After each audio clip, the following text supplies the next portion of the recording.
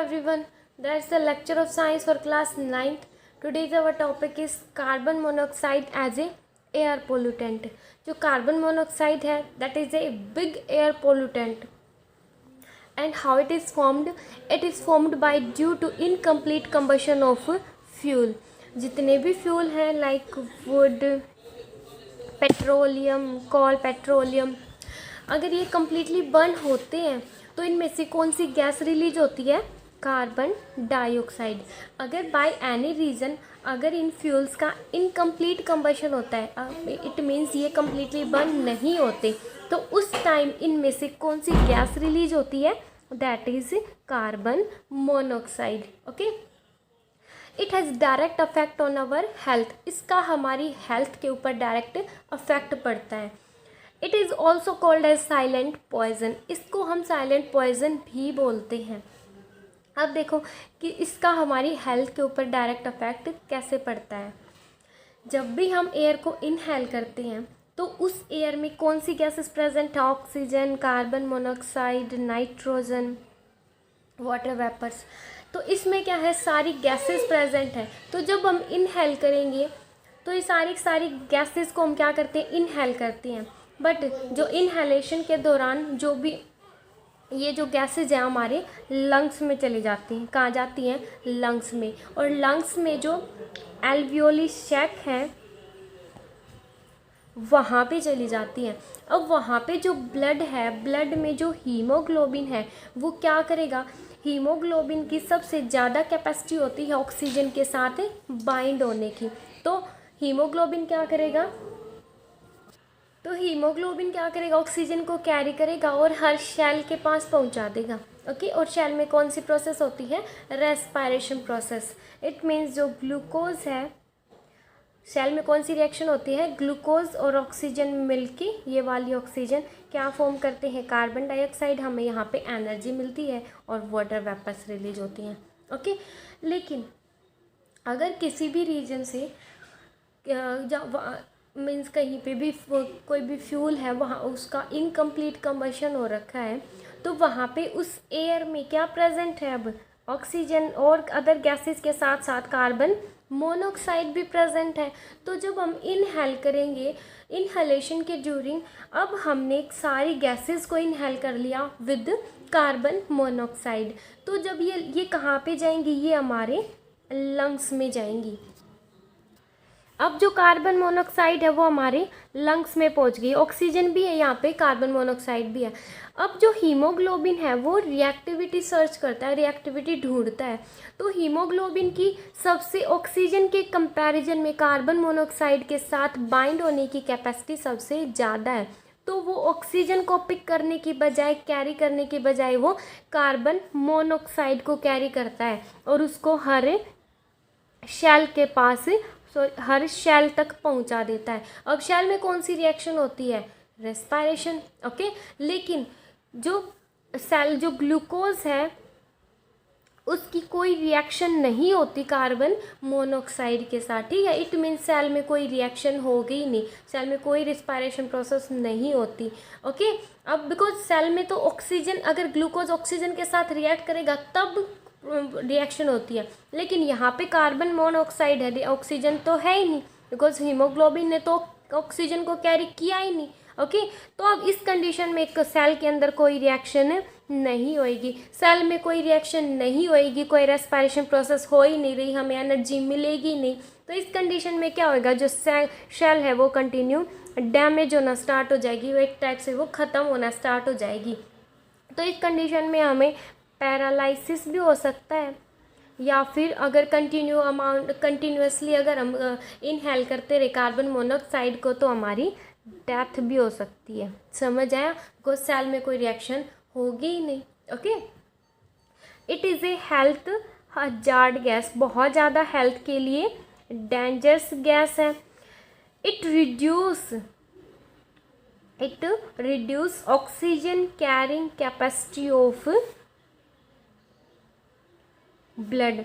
Blood में जो haemoglobin है उसमें उसकी ऑक्सीजन कैरिंग कैपेसिटी को ये क्या कर देती है, कम कर देती है। अगर कहीं पे ऑक्सीजन और कार्बन मोनोऑक्साइड दोनों है तो हीमोग्लोबिन कार्बन मोनोऑक्साइड को पिक करता है, इसको पिक करेगा तो सेल में कोई रिएक्शन होगी नहीं। समझ आया? जैसे कई बार आपने सुना होगा कि विंटर सीजन में जब एक रूम के अंदर अंगीठी जला के बहुत सारे जैसे पर्सन है वो क्या करते हैं, घर में वो सो जाते हैं विंटर सीजन में। तो विंटर सीजन तो ये इसमें अंगीठी में क्या होता है, जो फ्यूल होता है उसका इनकम्प्लीट वो धीरे धीरे बर्न होता है ना, तो उस टाइम पे वहाँ पे कौन सी गैस रिलीज होती है, कार्बन डाइऑक्साइड रिलीज होती है। तो ऑक्सीजन की अमाउंट क्या होती है वहाँ पे, कम होना स्टार्ट हो जाती है। तो जो पर्सन है यहाँ पे वो क्या करेंगे, जब वो इनहेल करेंगे तो कार्बन मोनोऑक्साइड और ऑक्सीजन दोनों का इनहेल करेंगे। तो इस कंडीशन में जो लंग्स में ये कहाँ जाएगी, लंग्स में जाएगी। लंग्स में जो ब्लड है वो क्या करेगा, वो कार्बन मोनोऑक्साइड को पिक करेगा और सेल के तक पहुँचा देगा। अब सेल में कोई रिएक्शन होगी नहीं, सेल में कोई रिएक्शन नहीं होगी तो सेल क्या होती जाएंगी, डैमेज होती जाएंगी। इसका डायरेक्ट इफेक्ट उसके माइंड पे भी पड़ सकता है, ओके, या फिर उसको पैरालिसिस तक हो सकता है। लेकिन अगर मतलब मॉर्निंग तक या बहुत टाइम तक अगर उसने ऐसे कंटिन्यूसली वो लेता रहा, कार्बन डाइऑक्साइड को इनहेल करता रहा, तो उसकी डेथ भी हो सकती है, ओके, वहाँ पे जितने पर्सन्स हो रहे हैं सभी की, ओके। तो ये क्या है, हेल्थ हजार्ड गैस है, हमारे लिए बहुत ज़्यादा डेंजरस है। इसका डायरेक्ट अफेक्ट पड़ता है हमारी हेल्थ पे, अब तो आपको पता चल ही गया होगा, ओके। अब नेक्स्ट हम करेंगे वाटर पोल्यूटेंट। वाटर पोल्यूटेंट क्या होते हैं, बहुत सारे वाटर पोल्यूटेंट बहुत सारे होते हैं। जैसे कि जितने भी हम फर्टिलाइज़र वगैरह यूज़ करते हैं हमारे फील्ड में ताकि जो यील्ड है हमें ज़्यादा से ज़्यादा मिल सके, या फिर जो भी इंडस्ट्रियल वेस्ट है और भी बहुत सारी थिंग्स है जो वाटर पोल्यूशन क्रिएट करती हैं, ओके। जैसे कि ह्यूमन एक्टिविटी, इससे भी क्या होता है, वाटर है पोल्यूट होता है, ख़राब होता है, ओके। अब नेक्स्ट है soil pollution. Next is soil pollution. अब जो भी इंडस्ट्रियल वेस्ट है, जैसे इंडस्ट्री में भी तो बहुत सारे केमिकल्स बनते रहते हैं ना, तो वो सारा वेस्ट है हम कहाँ पे फेंक देते हैं, पानी में फेंक देते हैं, और उस पानी को एनिमल्स वगैरह पीते हैं तो उनकी में भी डेथ भी हो सकती है। फर्टिलाइज़र वगैरह है, इससे भी अगर बहुत सारा फर्टिलाइज़र डाल दिया तो जो सॉइल है, सॉइल से अगर बारिश वगैरह आ गई तो वो बह बह के कहाँ पे जाएगा, वो किसी भी पॉन्ड वगैरह में या किसी रिवर में जाएगा। उसको वो जो भी एनिमल्स वगैरह वो पिएंगे, वो भी मीन्स उनकी भी डेथ हो सकती है। और वो पानी है वो तो पोल्यूट हो ही गया, समझ आए। उस पानी को अगर आप फील्ड में डालोगे उस पोल्यूटेड वाटर को, तो उससे हमारी सॉइल भी ख़राब हो सकती है, समझ आए। तो वाटर पोल्यूटेंट तो बहुत सारे हैं। ये ह्यूमन एक्टिविटी की वजह से ह्यूमन भी तो बहुत मीन्स बहुत ज़्यादा अमाउंट में अब वाटर को पोल्यूट करते जा रहे हैं, ओके। सॉइल पोल्यूशन क्या होता है, सॉइल पोल्यूशन बहुत ज़्यादा अगर आपने बहुत ज़्यादा अमाउंट में फर्टिलाइज़र का यूज़ कर लिया तो उससे हमारी जो सॉइल की जो फर्टिलिटी है वो भी क्या हो सकती है, वो भी ख़राब हो सकती है। बिकॉज एक होता है मैन्योर जो ऑर्गेनिक होता है, फर्टिलाइज़र जो इनऑर्गेनिक होता है। फर्टिलाइज़र एक केमिकल है जो हम फैक्ट्री वगैरह में प्रिपेयर करते हैं। मैन्योर जो ऑर्गेनिक है, जो हमें अपने काउडंग वगैरह या फिर गले सड़े पत्ते इनकी हेल्प से कुछ ऑर्गेनिज्म माइक्रो ऑर्गेनिज्म होते हैं जो उसको मैन्योर में कन्वर्ट कर देते हैं, ओके, उन सब्सटेंस को, ओके। तो इसलिए अगर आपने अपनी यील्ड को ज़्यादा से ज़्यादा बढ़ाने के लिए आपने बहुत ज़्यादा फर्टिलाइज़र डाल दिया तो हमारी जो सॉइल की फर्टिलिटी है वो क्या हो सकती है, वो बिल्कुल ख़राब हो सकती है। और जो भी इंडस्ट्री वगैरह है उनमें से भी तो केमिकल रिलीज होता है, और वो केमिकल उसका डायरेक्ट इफेक्ट किस पे पड़ेगा, सॉइल पे पड़ेगा, ओके। तो इससे भी हमारी जो ये भी क्या है, एक सॉइल पोल्यूटेंट का काम करती है।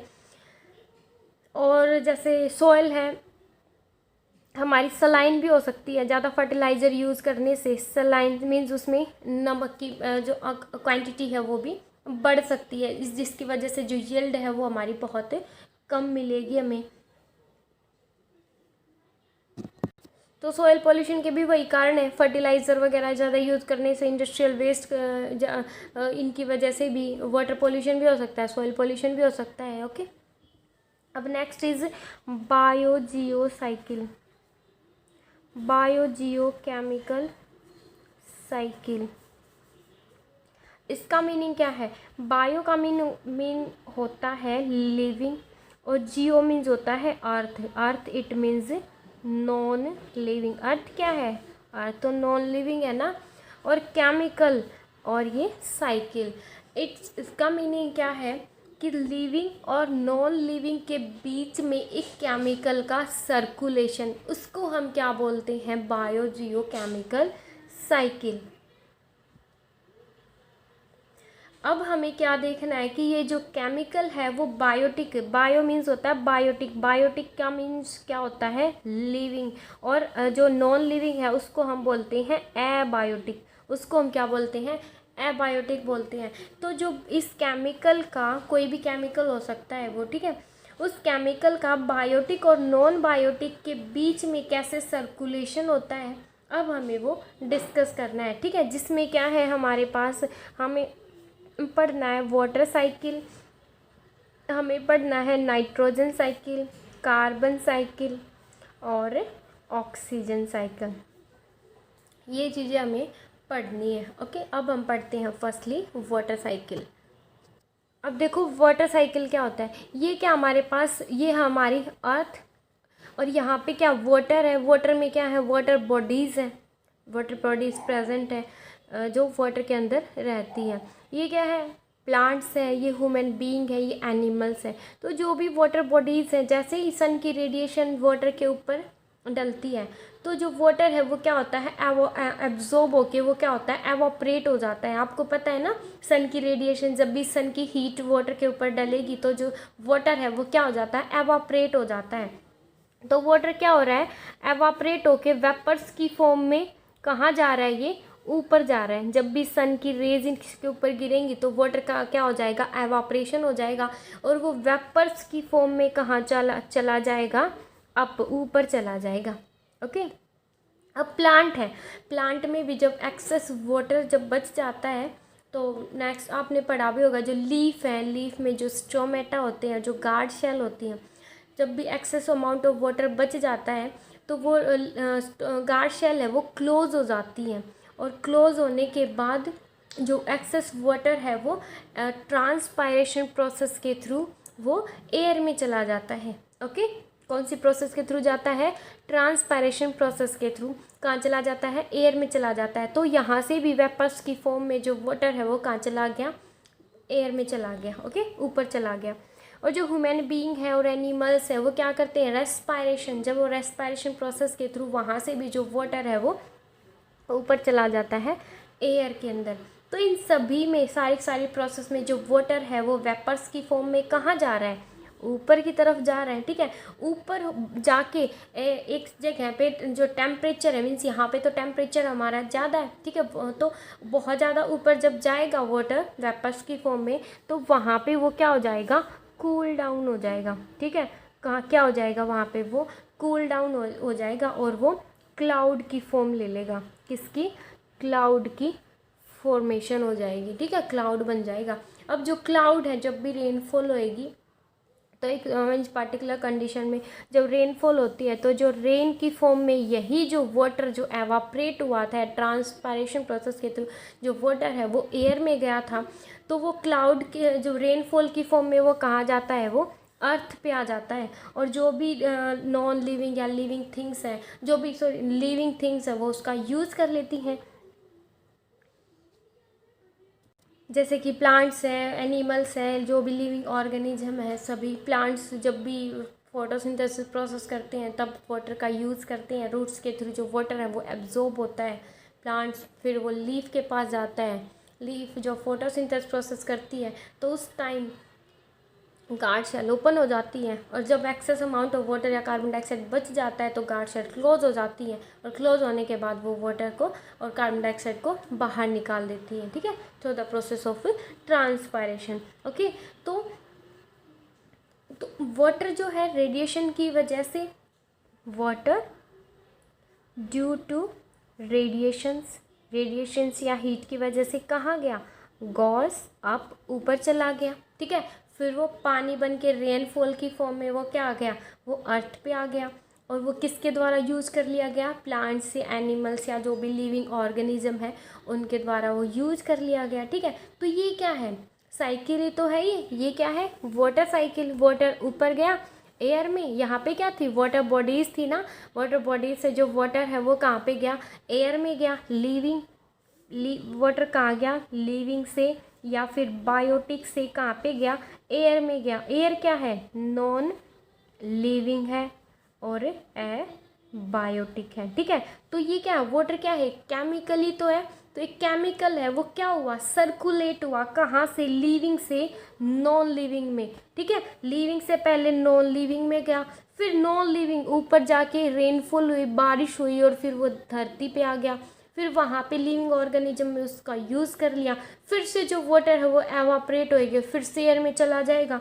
ठीक है, इट मीन्स एक जो केमिकल है वाटर, उसका क्या हुआ, लिविंग या फिर बायोटिक से सर्कुलेशन हुआ, किसके अंदर, कहाँ पे ट्रांसफ़र हुआ, नॉन लिविंग में। समझ आया, तो हमने बोला था ना यही तो क्या है, बायोजियो केमिकल साइकिल है, जिसमें क्या एक केमिकल है उसका क्या हो रहा है, बायोटिक से नॉन बायोटिक से एबायोटिक में सर्कुलेशन हो रहा है। ओके, वाटर है लिविंग और नॉन लिविंग वर्ल्ड में क्या हो रहा है, सर्कुलेट हो रहा है। ओके, अब नेक्स्ट हम पढ़ेंगे नाइट्रोजन साइकिल।